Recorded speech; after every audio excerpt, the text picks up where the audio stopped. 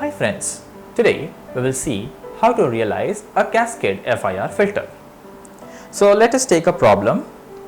The problem given is h of z equals to 1 plus 1 by 2 z inverse plus z raised to minus 2 and 1 plus 1 by 4 z inverse plus z raised to minus 2. So the problem over here given that there are two products given of two huge systems.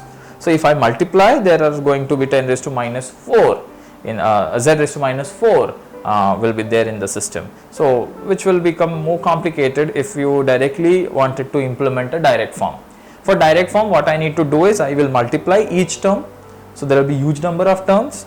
Then I will start reducing the terms and I will get a final equation which I will arrange in the chronological order or increasing order of the z, and then finally we see that because the highest degree in both the equations is z raised to minus 2, then the product will going to give me the the highest degree is z raised to minus 4.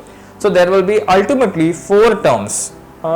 It may not always be possible that it is 4 terms. Yeah, it will be 4 terms because now there is all additions, right? So it will be 4 terms. So instead of going over there or instead of doing that, we will be using cascade realization. How cascade realization helps us is we will treat this system as h1 of z and this system as h2 of z. That means I am treating two separate systems. I will design two separate systems and then I will just combine them. Okay, so what we will be doing is I will directly go and design h1 of z.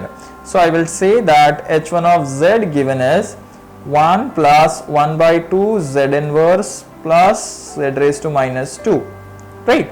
So if I use this system, I will have, let's say, x of n coming in. Okay, then I have two delays in this, let's say z inverse and z inverse. Okay, this z inverse have a 1 multiplying factor, then z raised to minus 1 actually have a multiplying factor of 1 by 2 and z raised to minus 2 have a multiplying factor of 1. You can also use a linear phase in this because z raised to minus 2 and z raised to 0 have the same structures, but not needed. Then let us add them, and this is the output of the first system, which I don't call y of n, I called it as a dummy variable w of n. Now for the cascade system, we always treat cascade like this. We have one system, so the first system will take the input. Okay, this is sys1, let's say this is sys2, that is system 1, system 2. The output of system 1 will go as an input to system 2. So let us first analyze system 2. So to see that system 2 also I will have an input that I don't consider right now as x of n. Then I will have two delay blocks here also because they have the highest degree of z raised to minus 2, and then over here I have the multiplying factor as 1. Over here the multiplying factor is of 1 by 4 and z raised to minus 2 the multiplying factor is 1. Okay, let us add them.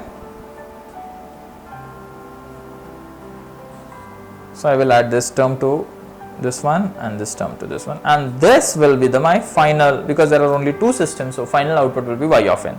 So after system 2 I am going to get y of n, at system 1 I am going to give input as x of n. Now in between I have this w of n, that becomes the input to my system 2. So this is my system 1, this is my system 2, and the output of system 1 goes as an input to system 2. So this is a cascade form realization of FIR structures. Thank you.